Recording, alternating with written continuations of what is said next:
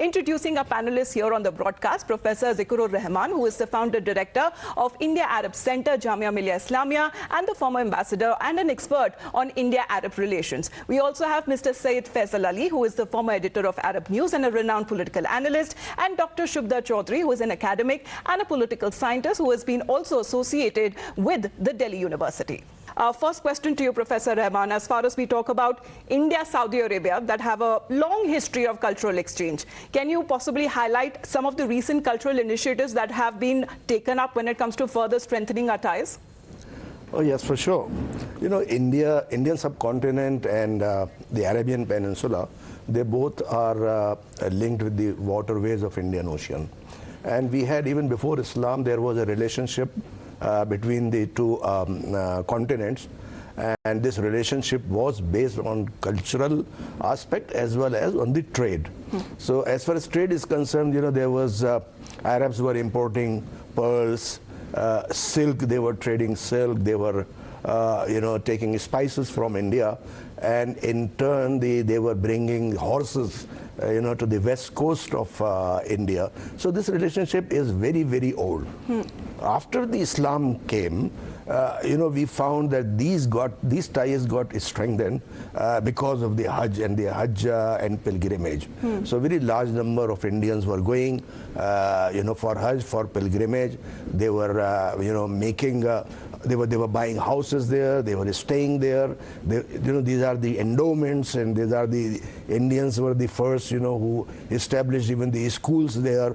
So today we find that the number of Indian pilgrims to Saudi Arabia has risen to around 200,000. Last year it was 175,000 only for Hajj. And more than Hajj, we have the Umrah pilgrims. So this relationship is getting strengthened and strengthened day by day. More than that, we find even the trade also between the two countries, which is continuously increasing and which is continuously on the rise. Not only that, there are very large number of Indians who are living in Saudi Arabia, you know, around 3 million, and not, you know, it's not only 3 million Indians who are living and working there, and you know, they are in partnership with Saudi Arabia to see that how they developed you know, the relations between the two countries. You cannot believe that each day around 70 to 80,000 Indian students, they go to schools there in Saudi Arabia, young boys. You know, they are studying in Indian schools, 70 to 80,000 every day. They go and they study in the Kingdom of Saudi Arabia. So this relationship is on the move. This relationship is strengthening day by day. And not only that, we have in this on the educational aspect, on the working aspect, even the Arabs who were here, they had been contributing a lot. There was Bassam family who had contributed a lot in relationship between India and the Kingdom of Saudi Arabia. There were many other, even recently, you know, we have Ibrahim Al-Qadhi. Ibrahim Al-Qadhi was there, you know, who was the director of National School of Drama, the first director who had established.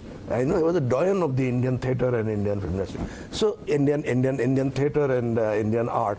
So we find that this relationship, even, you know, since millennia, this relationship existed, and it is continuously growing and growing. After India's independence, the very first visit, Saudi Arabia was among the first countries who had recognized India, and our first Prime Minister Jawaharlal Nehru had visited Saudi Arabia in 1950s, and the Saudi King Saud at that time, he visited for around 15 days. He was here in India, and this relationship continued strengthening. Then we had in 1982 Mrs. Gandhi's visit, you know, which had really established as a founding stone in the relationship, in the modern relationship between the two countries. And after that, we had the visits of our successive prime ministers, the Prime Minister Manmohan Singh, and then Prime Minister Narendra Modi. So as we said, and as last time it was said, that the sky is the limit in this relationship. So this relationship is really going, day by day strengthening. Absolutely. And we are cementing, and the leadership of the two countries are cementing this relationship.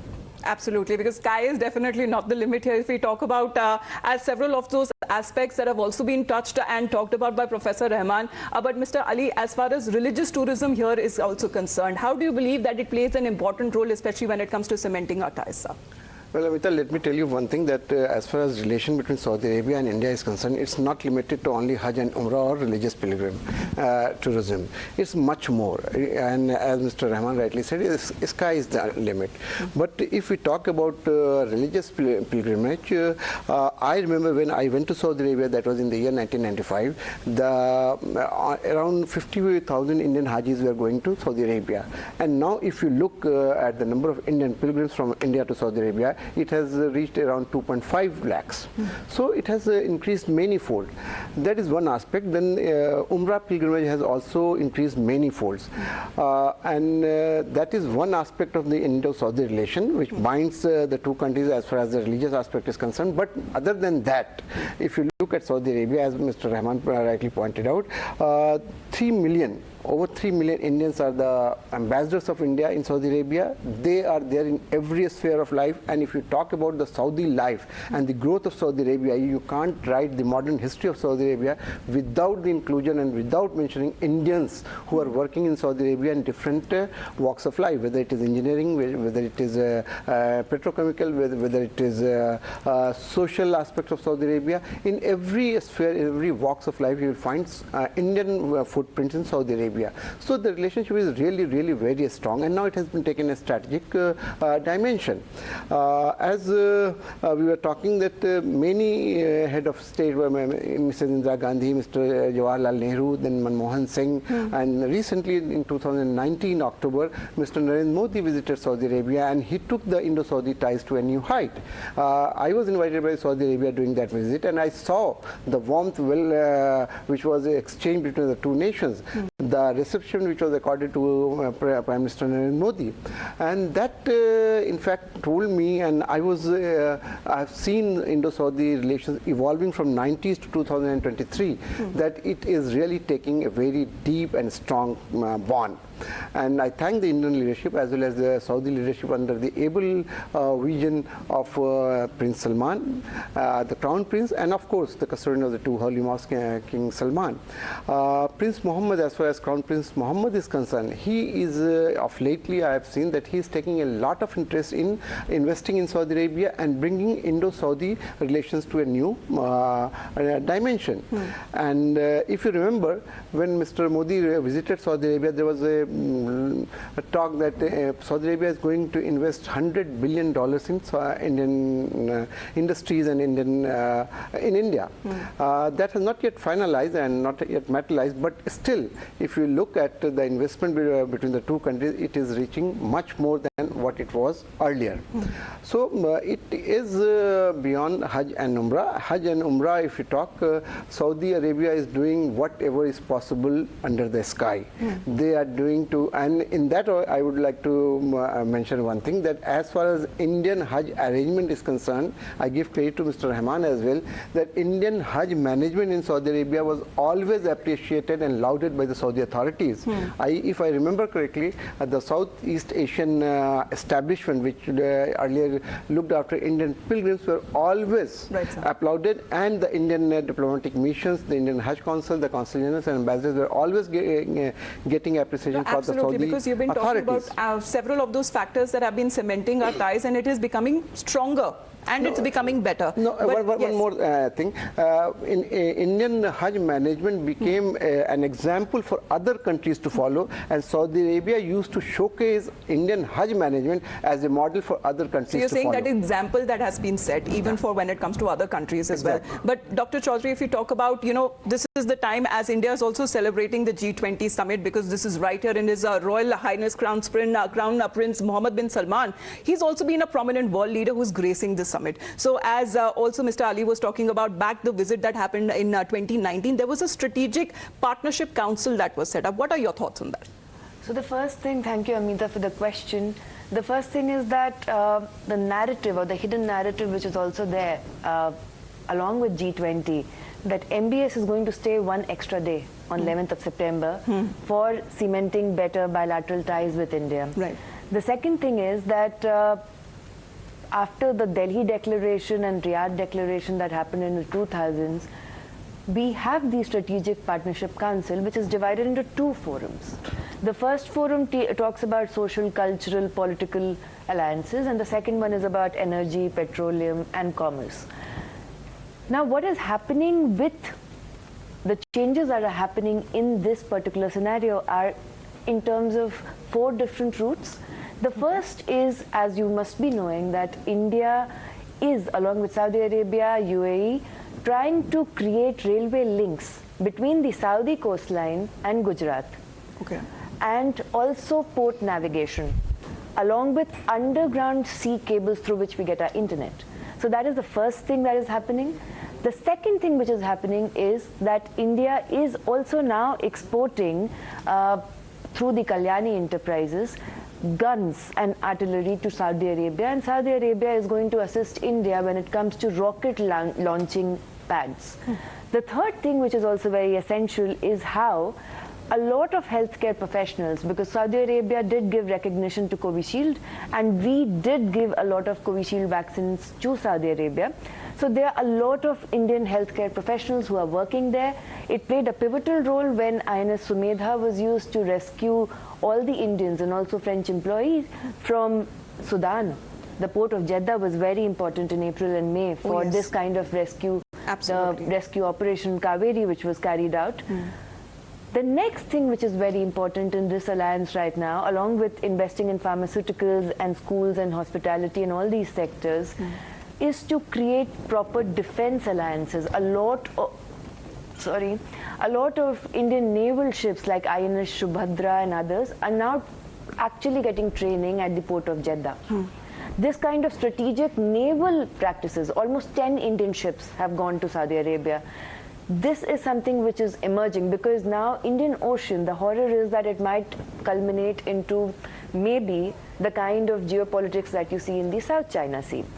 All the regional powers do not want it.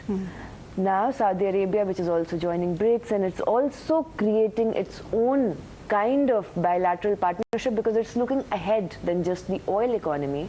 It is planning to invest around 12 million Indians till 2030 for tourism. So these are a few very important, I think, essential aspects. Also the choke points of Strait of Hormuz and Bab el-Mandab, which are very essential for both India and Saudi Arabia if they want to create and carry out the maritime trade. They are going to trade in rupee and real currency. The process is still in the function of getting materialized, but it is changing the entire geopolitical narrative of the global south in the coming years. And also, Professor Rahman, it talks about how close that we are getting with our relations with Saudi Arabia, and it's a whole new dynamic that still needs to be explored further. Look, in the last 9 years, what we have found that our strategic partnership that we had entered into, after Delhi Declaration, is really getting strengthened. In almost all the fields. You don't find any field, whether it is the space technology, whether it is investment in India or investment in the Kingdom of Saudi Arabia, is a bilateral investment. Our fulfillment of needs of our energy needs, that is another part of it. Then intelligence sharing, then our fight against terrorism jointly. Common exchange of ideas, exchange of information. There is no field, and the council that has been made. There is a council which monitors the progress in any field that we have, in all the fields that we have entered into, which is very, very important. And now the Crown Prince Sheikh Mohammed bin Salman, his stay for one more day, a state visit, is also important in a way that the leadership of the two countries will sit together and will assess that how this relationship under that council has progressed and what all is needed to do more and to have a step forward in other direction. So this is basically the widening of the spectrum of this relationship. Correct. And there is lots more that also needs to be done because there is a certain vision. Mr. Ali, if you can put your thoughts on it, as far as Vision 2030 is concerned, we talk about transformation of economy, creating new opportunity for the citizens and for the people across the world.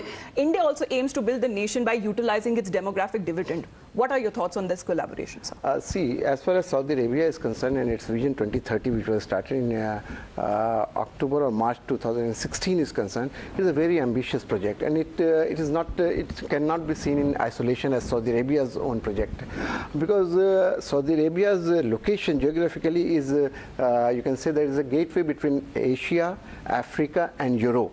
It is strategically located, and then they have come up with this 4 trillion project in NEOM and so many other projects under Vision 2030, like Amla project, then NEOM project, then Diriyah Gate, then Riyadh Green City projects. There are so many projects and things which are coming up. The basic objective of Vision 2030 is to develop Saudi Arabia, to promote Saudi Arabia as a vibrant country with ample space for entertainment, for cultural extravaganza, and for all-round social growth.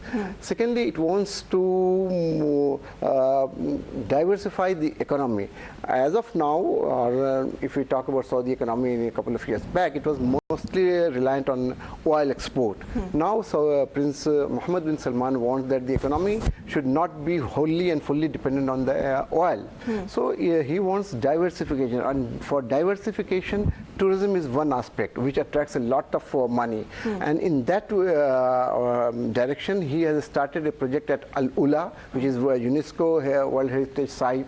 Then Diriyah is another World Heritage Site.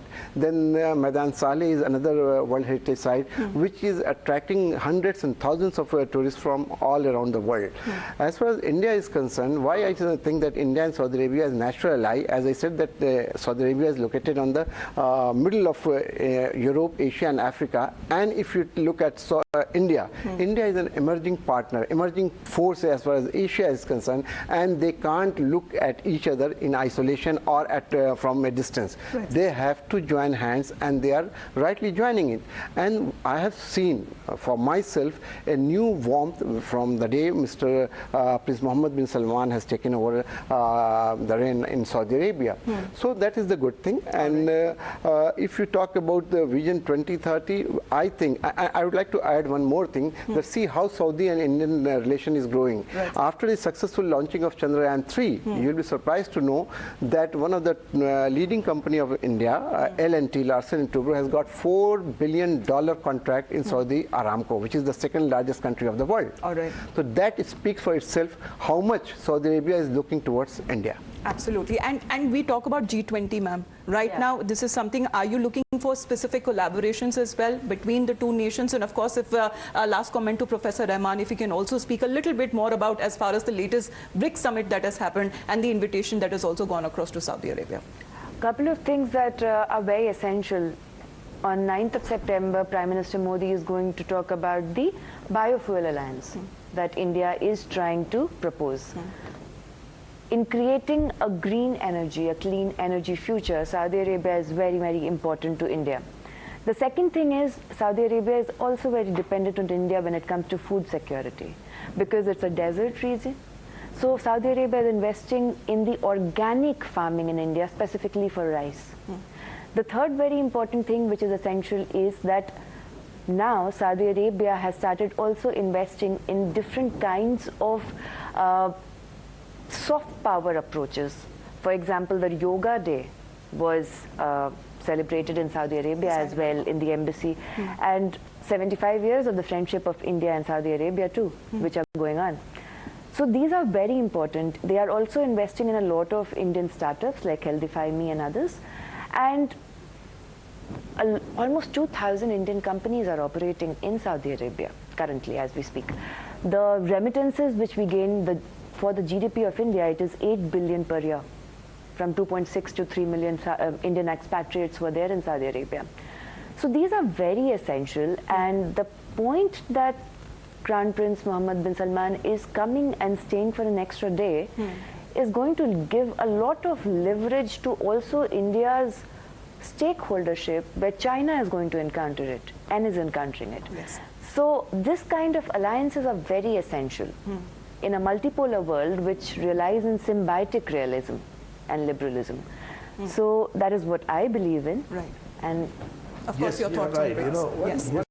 Yeah. One thing I would like to add, that a new dimension has added between India and Saudi relation, and that is through Bollywood. As she was talking about soft power, recently we saw that Salman Khan was there, Shah Rukh Khan was there, and whole lot of and Bollywood. What a fan following. And what a fan following. And Saudi Arabia, which was not having a cinema hall till 1982. In 1982, cinema halls were closed. And after that, they have been opened under the leadership of Mr. Prince Mohammed bin Salman. And you will be surprised to see, when I was with there during Prime Minister's visit in 2019, I was overwhelmed to see that in all the theatres in Riyadh, all Bollywood movies were running. They are having packed shows. So that is another dimension of Indo-Saudi relation. And that is exactly where we connect. Absolutely. Connect. Yes. You are right, because what is happening is that since Crown Prince Mohammed bin Salman was made Crown Prince, after that time we have seen a very paced development and progress. It is an opening of the country in almost all the fields. As Syed Faisal has spoken, that the soft power, the music, the programs, other programs, this is a part. But more than that, women emancipation. Suddenly you find that the women is coming out, they are becoming entrepreneurs. It's not only driving, which people used to say that women are not allowed driving. It's not only driving, but today you go to Saudi Arabia, you cannot believe what Saudi Arabia was 10 years ago. It is a totally changed country. Changed and completely evolved. Completely evolved. So this is what actually, to the credit of Crown Prince, that he want to bring the country to its natural course. Right. And that is why when you talked about the BRICS, the invitation to Saudi Arabia to join the BRICS is basically India is behind, India supported it, and India wanted it. Absolutely. And their inclusion in BRICS is going to really give a huge push because of the economic strength of Saudi Arabia. Saudi Arabia, with billions of dollars and with the economic support, BRICS is going to really, as a multilateral organization, Absolutely. a very, very strong and important multilateral organization in the coming years. So this couldn't have been a better opportunity and a time and a platform, as far as for the first time that India is hosting all of the G20 nations. And of course, here's to more strengthening of ties between India and Saudi Arabia. Thank you all of our guests joining us here on the broadcast. It's been a pleasure having you. With that, it's a wrap.